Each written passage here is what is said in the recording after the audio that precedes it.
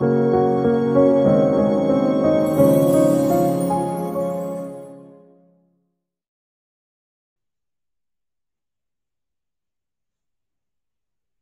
kabajamtoota hordoftoota miidiyaa madda nageenyaa kabajniif jaalannu isiniif qabnu bakka jirtan maratti nagaa hojjechaa guyyaa har'aa haala biyya keenya kana ilaalchisee keessummaa nama lama qabannee isiniif dhiyaannee jirra.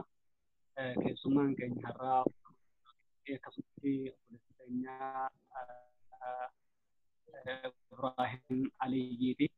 Egaa haala yeroo irratti kallattiin isiniif dhiyaannee jirra. Keessummaan keenya asumaan cinaa jiran jechuudha. Waan biyya keenya tokko tokko irratti mari'achuuf keenya turtiin keessan waan haa ta'u isiniin jenna. Egaa keessummoota keenya obboleessi keenya Ahmad Ibrahim akkasumas Ibrahim Walloo mee deemaa jiru haalleen dabalatee wanti kun deemaa jira. Kanaafuu mee asumaan gara gaafii kiyyaatti isin dabarsa. Gaafiin ani isiniif qabu wanti kaleessa deemaa ture godina Walloo aanaa Dawwee Harawaatti. Mee wanni sun ka'umsi isaatii maalirraan ka'e obboleessa keenya Ahmad Ibrahim irraa haa eegalluuti jechuun barbaada asumaan. Galatooma isinillee warri madda nageenyaa nu affeeruu keessanii fi dhimmi kun dhimma keenya jettanii dhimma keenya kana nama nu haasa'utu dhabameera.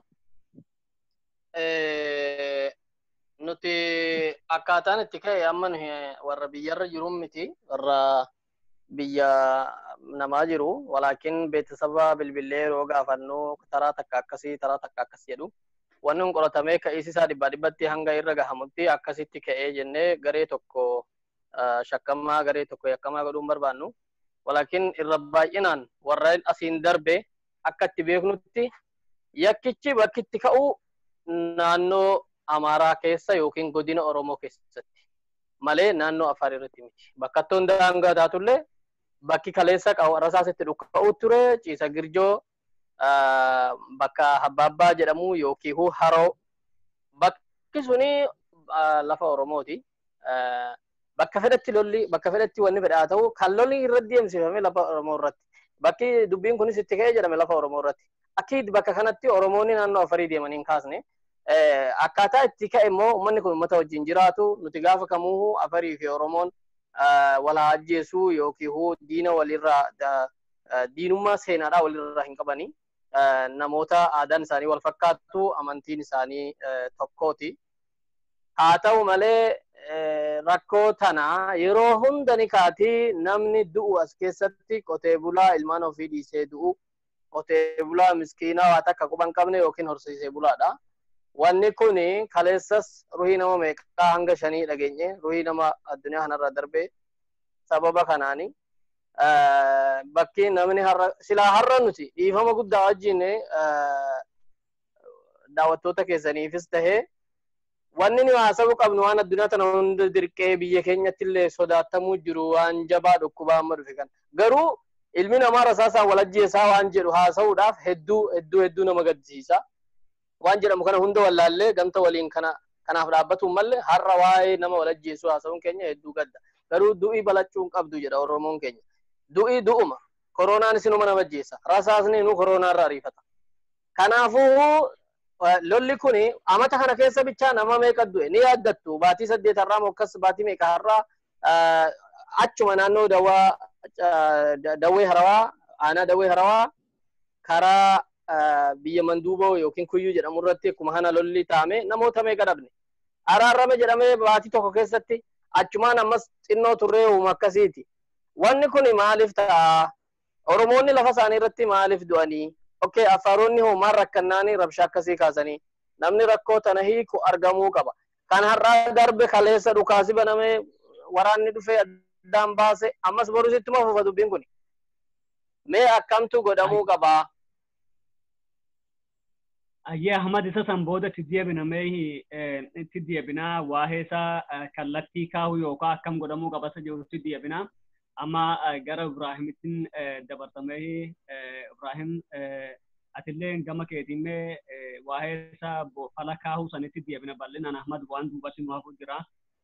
Ibrahimiin mee Ibrahim akka nama tokkootti badii gaddaa wanti kanaa kunirreen deemaa ture shiftoota saamiloo xiggeetiin har'alleen deebi'ee wanti kun inni kufaa jira wanti kun fala kaahamuudhaaf deemaa hin jiru lubbuun nama hedduu kufaa jira akkuma Ahmad irraa kaasee sila yeroon kun waa'ee koronaa vaayirasii irraa haa ta'u dhukkuba addunyaa raasaa jiru kana osoo jiru hawaasaan ofumaa isaaniitiin mootummaa irratti hin callisinaa nurratti ilaalinaa hawaasi keenyas bakka jiru tumsa nuu godhuu qabaa namoota bakka garagaraatti qabamuuf hubannoo kennuu fi namoota wal keessa deemanillee haga dandeessan ittisuu qabdanii akka namni wal keessa yaana jedhamee mootummaan ofumaa isaatii ajaja dabarsa.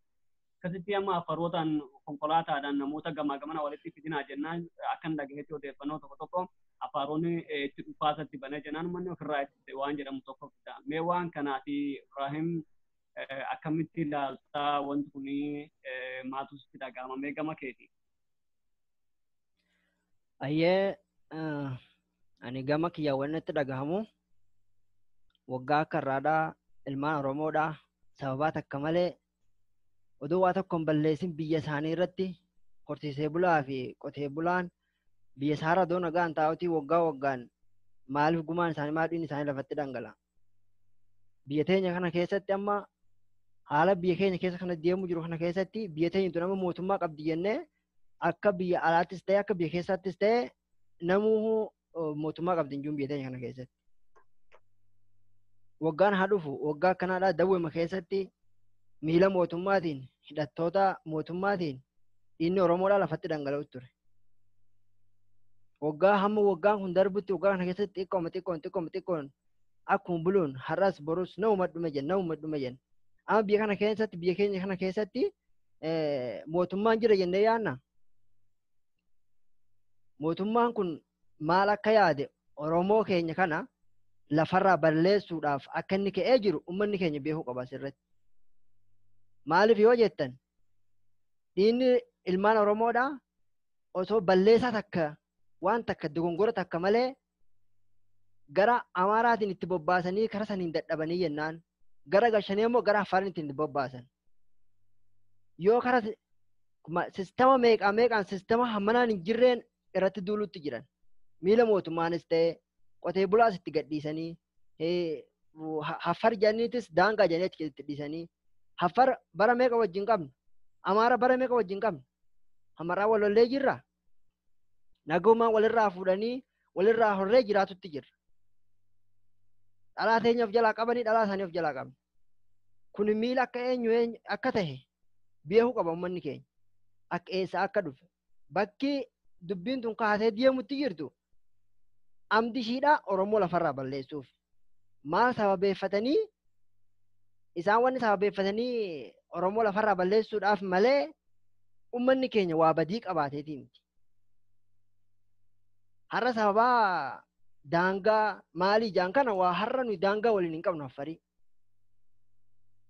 Isaan maal jedhanii gadi nutti dhiisutti jiran amma fakkeenyaaf akka nama uummanni keenya kun shiftaa jedhaniiti haga danda'an yeroo kaanis hidhaa jedhanii mana hidhaatti guuran yeroo kaanis ammoo wama isaanirra hin jirre tokko maqaa nurra hin jirre tokko qotatee bulaa fi horsiisee bulaa irratti bobba'uun isaaniidhaa kun yaanni isaaniidhaa akka maal ta'e uummanni keenya beekee ofirraa eeguu qaba. Ittiin aansee immoo yeroo bakka takkaan lolli gama tokkorraan jalqabee uummanni keenya immoo kan laga gamaa gamana jiran walitti dirmatuudhaan wal gargaaruu qaban. Amma yaada isa ergaa dhaamsa gara fuudhumaatti deemnaa gaafiilee hedduu waan gaafachuun barbaad qaba harkaayin.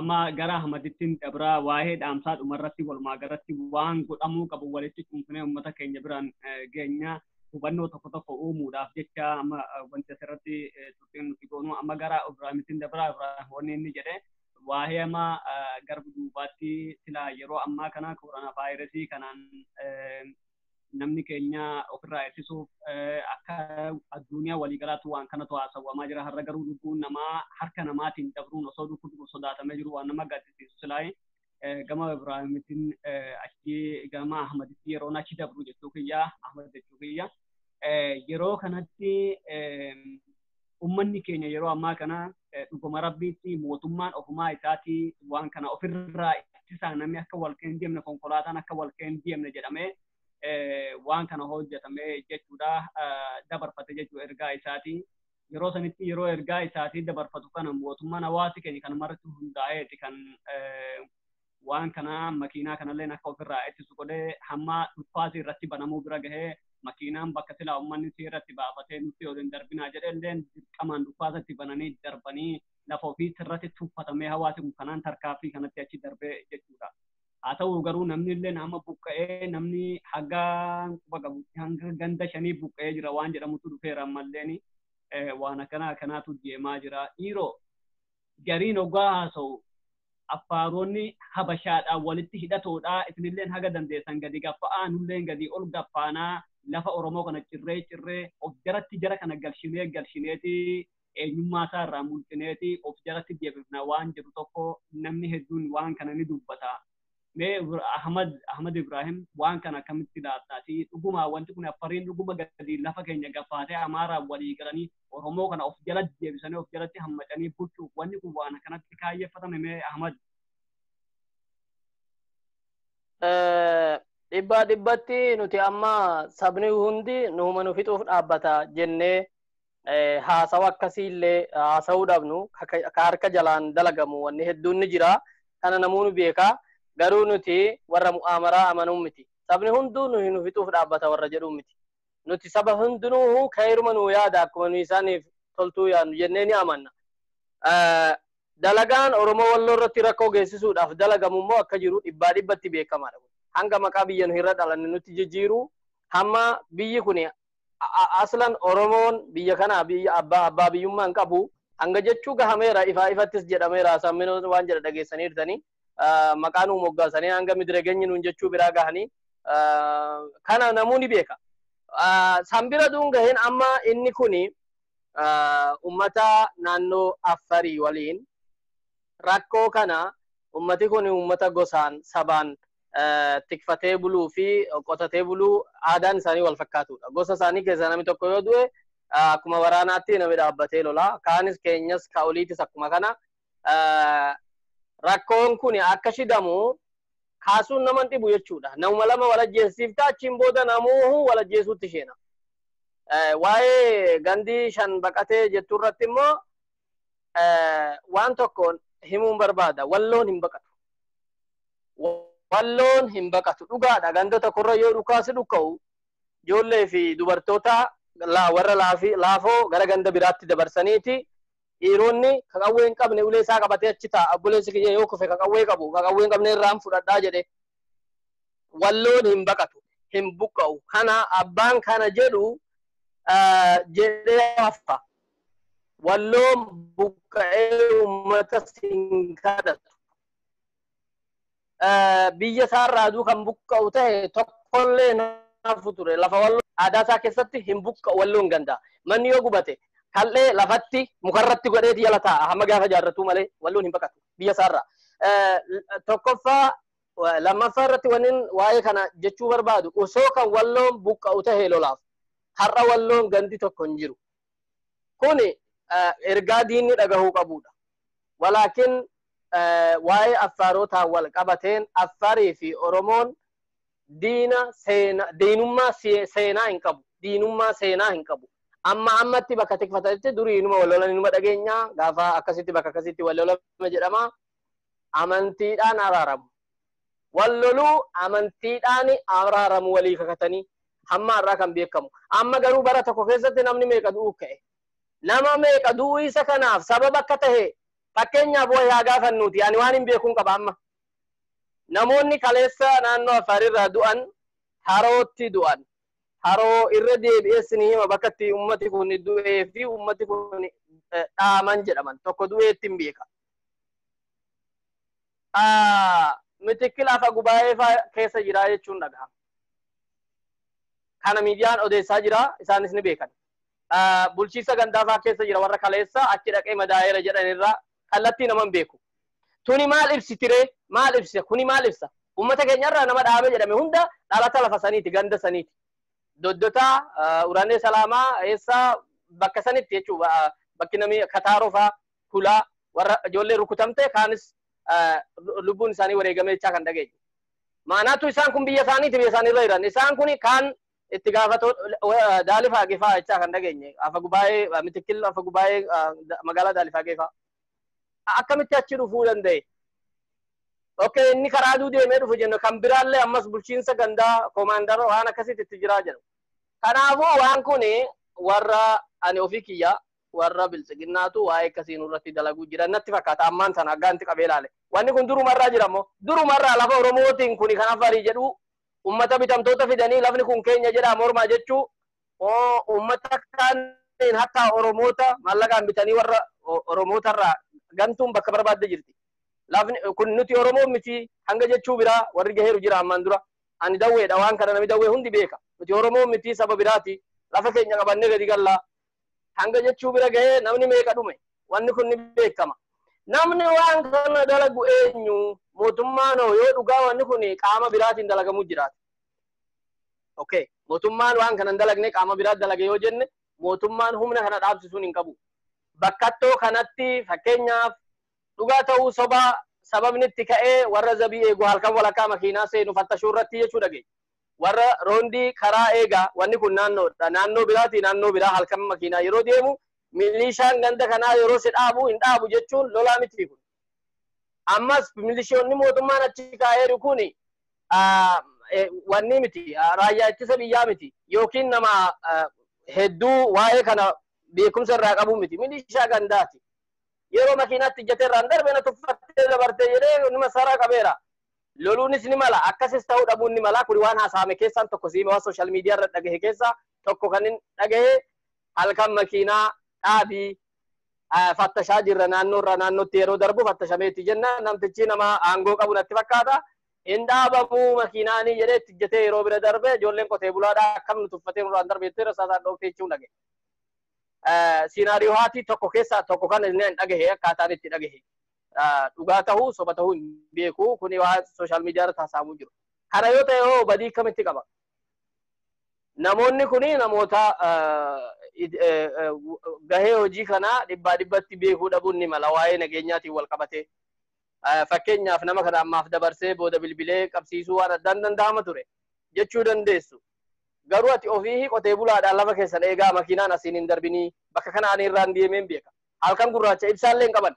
Akkanumatti ijoollee warra nuyi beeknu qeerroon dura dhaabanii qawweedhaan dhaabbadhaa maal feetaniirtan maaltu fe'ameera. Uddeessa namni ayisuusiidhaan deema. Jedhanii nama irra jiru lallaalanii namoota beekan dubbisanii nagumaamii jedhanii dabarsan wanni biraan jiru. Kanan dhagahe kana faa dhageenye nuti amma akka ofii dhageenyetti. Walaakin dubbiin talamiti lolli yeroo dhibba ka'e takka lama miti bara kana keessa affaroonni dhukaasa akka baneeru nu himan. Karaa biraatiin karaa saniin iduun taane karaa ganda manduuboo jedhamu yookiin kuyyuu jedhamuutiin. Kun yoo maaliin wal qabata? Kun egaa jenne ani amma waa'ee huluulaa waa'ee gara fala godhuutti yeroo seenne falli suni namni achirratti ijaarramee maanguddoonni jajjaboon ijaarramanii yeroo araarri geggeessame araara san akkan diigganne namni eegu godhamuu qaba. Namni araara san eegu godhamuu qaba.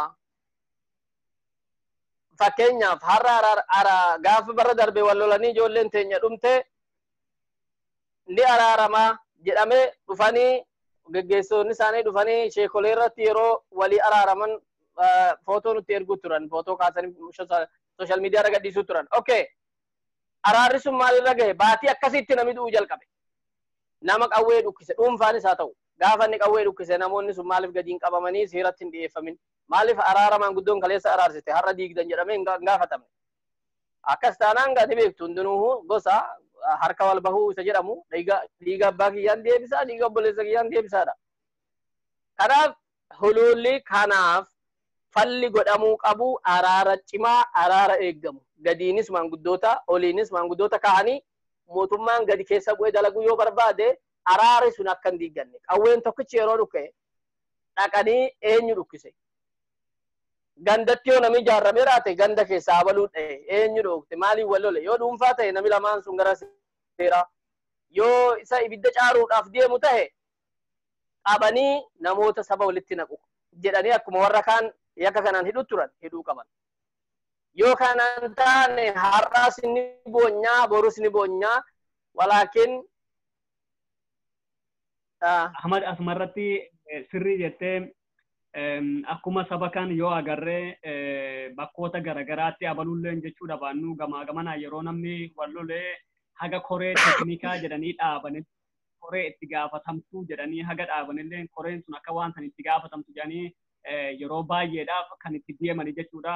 Yeroo Itoophiyaa keessatti waa hedduu araarsan koree teknikaa jedhamaa ijaaraniiti jechuudha. Koree suni mootummaan illee baajata gargaaree akka sanitti waan tokko tokkodhaan. Amma yoo dabarree gamata keenya kana dhufne baatii sadan amma dabre kana biratti mootummaa warra amma godina bulchu kana malee warroomti akka aktiivistootumti Oromoo tokko tokko godina Walloo kana keessa waliin qabamanii haga Oromiyaa irraa illee nami yaadada nami dhufee jira yeroo dhufe sanitti nami kuniin baateetti waliin qabamanii baatee sanitti illee haga tokko jedhanii afaaroon illee shira garaagaraatiin hafan illee ammallee samaraa kana maddii samaraa kana afaarti illee fakkaata achitti gadi bu'anii achitti illee haga tokko ta'anii oollee osoo hin buleen ammas gama baateetiin dhufaatee eegalame ammallee warri godinaa kuni mallaqa ummanni biyya Saudi Arabiyaa kanatti illee garee adda addaa keessatti waliin buufate baankii keessaa fudhatanii namoonni biyya kana waan dhodhoksinu tokko waan kafan itti qabnu yoo maqaa dha'uu hin danda'a garootee adda addaa keessa warra akkanaan dhaqanii baankii ofii isaaniitti dirqamaan fudhatanii jiran jechuun kuma meeqa buutu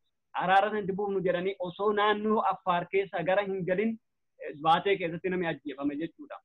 Yeroo wanti kuni wanti amma deemaa jiru kun mee amma gabaabamatti manguddoota amma ammaan dura jiran warroota abbaa dhiiraa jedhanii ofii isaaniitiif filatsanis otoo hin taane dhugumatti mee manguddoo yoo kan gara fuula duraatti ammallee irra deebi'u wanni kun kan hundeeffamu tahe jaran dhiiroo mee manguddoo akkamiitu hundeeffamuu qaba.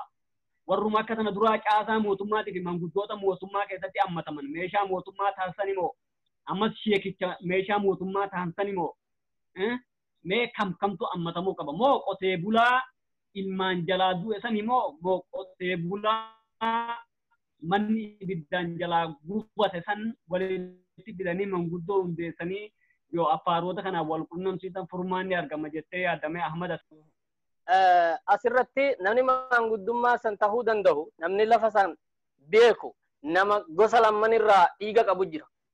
Nama daangaa tana hundarra jiru kan gadiin beekamu oliin beekamu jira.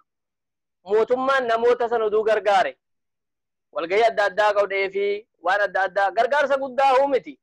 Fakkeenyaaf yeroo kana lolli kaate tana mootummaan namootaan kana namoota fuulli isaanii gadiinis oliinis jaallatamootu jiran kan dhiiga lamman of keessaa qaban. Affaarii fi uummati Oromoodha. Oromoo Wallootii fi Affaar walirraa fagoo miti. Karaa hundaanuu kan walirraa fuudhuutii fi walirraa jiraatu walirraa horuu bichaa miti. Nama gosa lamman walirraa lakkaatu jira nuuma bira.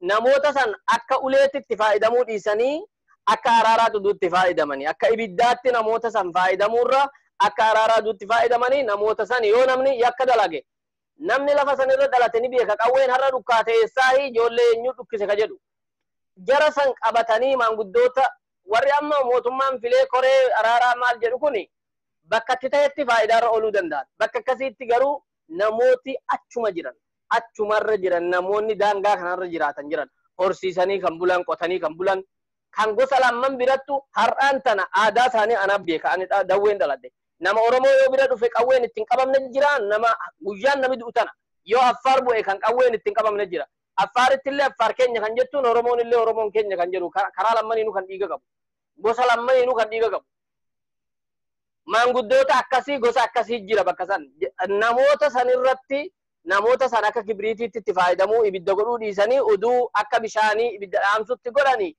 maanguddummaan achi jalqaba namoota san irratti uduu dalaganii namoota akkasiitii fi ummata abbaa amantii sheekolee dawweedha araarsuutti beekamoodha araara sanii sheekolee sanii walitti hidhanii kan gaafa lolaatiin miti gaafa lolliin jirre akkamitti lola sanirraa akka hafamu araarsan araara booda akkamitti eegna laga lagaan irratti godhanii irratti nama ramadanii asitti kan namni qawween hin dhukkaane namarratti yoo dhukka'e eenyu dhukkise eenyutti dhukka'e eenyu ebalu jeese nama jeese biyya barbaade haa deemu deemanii uduu gurra qabanii fuudhanii seera dhiheessanii silaa naga hidhaabbata ture. Amma akkam ta'uu jira ka achii nama ajjeese garana deeme ka ofumaahuu Oromoo akka ofii ajjeese achi Affaar keessa baqatee ta'a. Seerri kan achii kan biraa kan nuyi biraa kan biraati akka waan nuti biyya lama keessa jirru Itoophiyaama turemmi ni beekna jechuudha. Warra yakka olitti dalagee gadi baqatu jira. Kana mootummaan uduu irratti dalaguu fedhee baatii tokko ittiin fudhatu hunda isaa dalagee fixeeraa gaafa qawween takka dhukkaate abbaa dhukkise silaa abbaa dhukkise namumatti jiru danda'ee fida. Mootummaan danda'een fidu caakkaa keessa deemeetu mootummaan isaan hin fidu. Yoo achi namoota achirra dhalatanii achirratti jiran maanguddoota biyya sanii faayidame malee maanguddoota biyya sanii nagaa irratti akka hojjetan yoo irratti faayidame mootummaan dhaabuu danda'a waan kana gaafuma barbaadeefuu dhaabuu danda'a. Amma garuu ibidda mootummaan tahee warri sharri dalaguu fedhu tahee akka qabatee gaafa barbaade namatti facaasuudha bakki sun. Ati lola tokko kaasuudhaaf nama tokko ajjeesuun ni gaha bakka sanitti. Ayyee Ahmad galatoomii gara Ibraahimin dabartaa Ibraahim wanni jechaa ture waa'ee gamaa gamana dhaabbatanii wal ilaaluu jedhu san irratti Ibraahim waan tokko lama kaasee jira. Mee Ibraahim gama